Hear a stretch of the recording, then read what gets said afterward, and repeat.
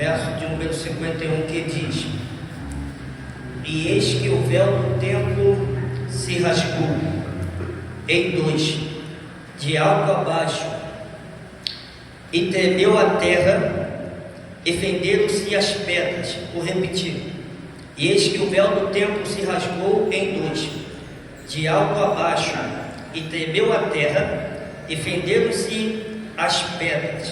Hein? Meus amados e queridos irmãos, o texto que acabamos de ler nesta oportunidade fala-nos acerca de um episódio que marcou o cenário de Israel. Senhores, percebam que na época em que Jesus exerceu o seu ministério, havia uma grande controvérsia, uma grande guerra entre os judeus e os samaritanos acerca da adoração a Deus. Perceba que nesta época a Arca da Aliança havia sido tirada do Monte Gerizim e transportada para Siló.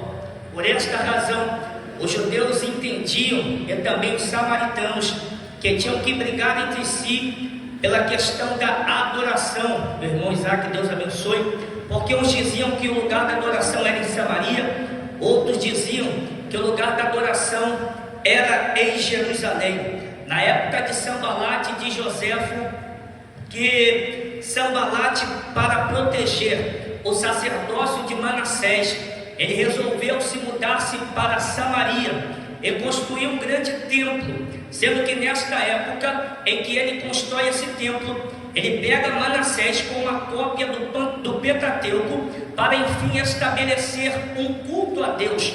Por essa simples razão é que Samaria e os judeus começaram a brigar entre si. Vocês se lembram, na época em que Nabucodonosor, no ano de 586, entra dentro de Jerusalém, destrói a cidade, destrói o templo. Depois desta época, você nunca mais vai ver a Bíblia Sagrada mencionando a Arca da Aliança. A arca some do cenário da Bíblia completamente. Vocês percebam que na época de Zorobabel, na época da segunda reconstrução ou da reforma do templo, Zorobabel vem para Jerusalém. E então ele começa a reconstruir o templo, a ornamentação do templo.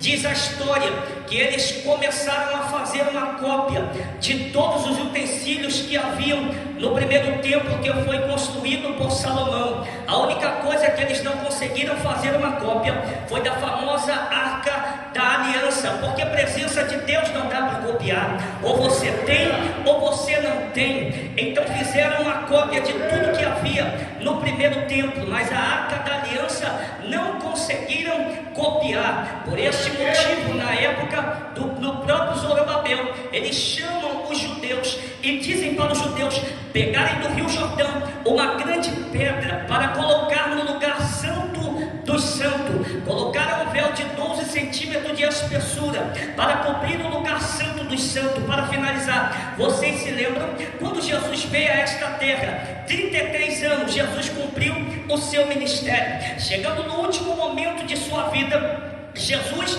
está pendurado na cruz do Calvário, e a Bíblia diz que quando Jesus grita está consumado, o véu do templo se rasga de uma ponta a outra, e alguém que está perto de Jesus grita: o véu do templo se rasgou, para nos dar acesso à presença de Deus. A presença está livre para nós. Uma exegese errada do texto e de tudo aquilo que se refere à presença de Deus, porque quando Jesus morre no Calvário e o véu se rasga, era Jesus dizendo: olha para dentro do templo, o que os sacerdotes fizeram até os dias de hoje, dizendo que a minha presença estava dentro do templo, mas no lugar da presença só havia uma pedra. Pega na mão de um irmão que está do seu lado, cutuca ele, pega na mão dele por gentileza, diga para ele: a presença de Deus partiu. Olha para ele e diz: colocaram uma pedra no lugar da presença. Quando Jesus morre e o véu do templo se rasga, Jesus estava dizendo: é hoje que eu acabo com essa farsa, não vai ficar mais fácil. Quem tem presença tem, quem não tem não vai. Oh meu Deus do céu, não, você não entendeu, eu estou percebeu? Ele canta como se tivesse a presença, ele se veste como se tivesse a presença, ele se comporta como se tivesse a presença, mas a presença já se ausentou dele faz tempo. Tem gente que se comporta como tem presença, mas não tem nada com a presença. Mas Deus está dizendo: o véu do templo hoje rasgou, e hoje ele vai mostrar quem tem presença de Deus. Oh meu Deus, não, tu não entendeu, você não entendeu, você não entendeu. Vou te explicar aqui para finalizar. Sabe o que Deus está dizendo para nós? É que presença de Deus você não precisa mostrar, no automático ela manifesta que ela está na tua vida. Não precisa você chegar aqui e dizer eu sou tal, para mostrar que tem presença de Deus. Presença de Deus se manifesta na humildade, na simplicidade. Quer ver achar que tem presença de Deus? Quer ver achar que tem presença de Deus? Cumprimenta esse irmão aí que está do teu lado, que não tem aparência, que ninguém olha para ele, mas quando ele abre a boca o céu se abre. É na vida dele que tem presença de Deus. Meu Deus, eu estou entendendo, eu estou entendendo. Deus está dizendo para nós: não precisa fazer muita coisa para ter presença, é só ter o coração quebrantado, que a presença vem. Oh, aleluia. Chute para finalizar, pastor.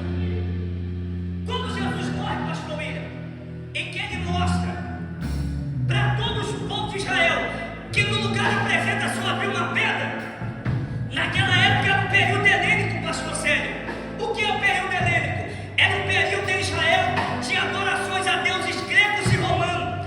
Os sacerdotes disseram: não conte para seus filhos, proibiram os pais, de que a presença de Deus já não habita mais em Jerusalém. Por quê? Porque se contarem para os filhos